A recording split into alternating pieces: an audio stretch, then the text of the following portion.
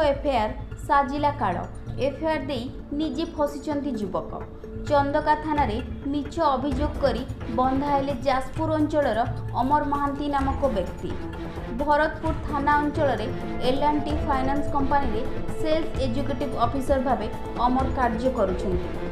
कंपनीर 1,40,000 टंका नहीं डिपोजिट पाई बैंक को आसीथिले। अंधारुआ गाँ मुंडरे मारणास्त्र देखाई एही टंका लुट हो जाइतिला बोली सोमवार चंदका थाना रे अभियोग करथिले। थाना अधिकारी देवेंद्र विश्वाल अमरଙ୍କ सह कथा हेबा परे कथार तालमेल न रहिबारु संदेह करथिले। अधिक तदंत पर 1,40,000 टंका आत्मसात करने उद्देश्य निजे रचिथिबा लुट घटना निजे छंदी हो जाइतिले अमर। शेषर पुलिस आगे सबू मानिबा सह से रहुथिबा घरु उक्त टंका को पुलिस जबत करिछि। एक मकदमा रुजु करी मंगलवार अमर को कोर्ट चालाण करिछि पुलिस। ब्यूरो रिपोर्ट सत्य संधान।